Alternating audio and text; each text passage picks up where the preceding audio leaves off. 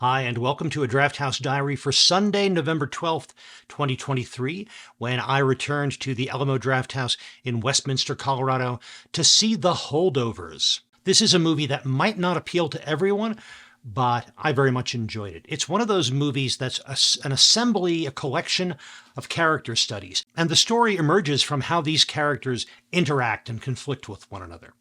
And that relies on some really good writing and also some superior acting.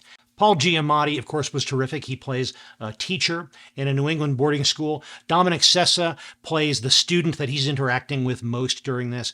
And Divine Joy Randolph plays the cook at the school, the third part of this trio, who are all stuck at the school over the holidays. None of them really want to be there. Each of them is dealing with a certain kind of sadness or trauma or depression from different sources. And they come together in interesting and sometimes unexpected ways with equally unexpected results. One thing about this movie is it is very much a holiday movie. I hope that it stays in theaters through Christmas time because it really deserves to be seen in that context.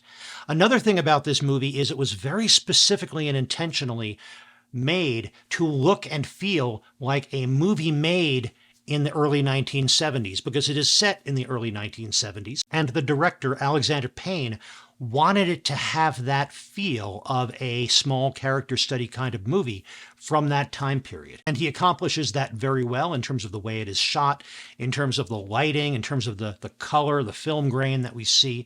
I wouldn't say it is absolutely perfect, but he does a really good job of giving that feel for a movie from that time period. I worried a little bit at the beginning that in the credits, which are designed like a 70s movie, those looked terrific, but there were lots of flecks of light and things that made it seem as if this was a print that had been through the spools a few times, and I was concerned they were going to continue that for the whole movie. They don't. It's just a little conceit during the credits. For the rest of the movie, it looks like you're seeing a really good, pristine print of a movie from that era. The pre-show for this movie was perfect. It was a lot of TV appearances from mid-century, so 50s through maybe the mid-70s, of mostly TV musical appearances and musical numbers from Christmas specials. There were a few other things like obscure movie trailers, a little documentary featurette about duckpin bowling, which factors into the movie, and also some special commentary from the director, Alexander Payne,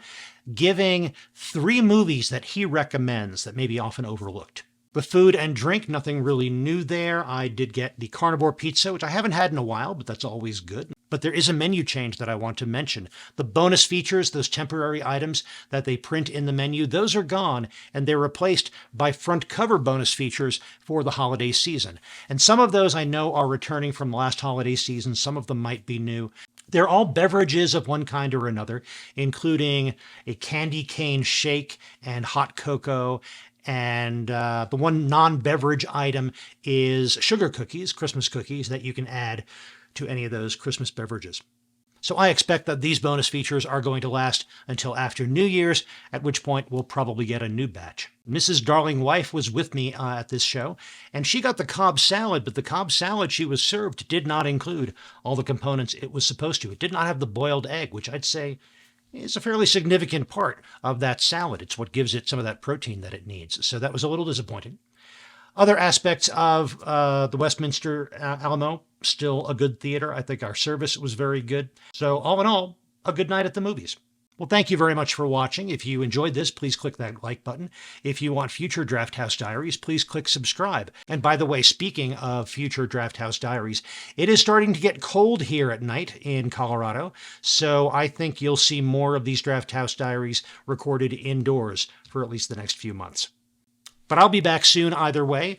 In the meantime, enjoy your movies, and when you do, stay till the end of the credits.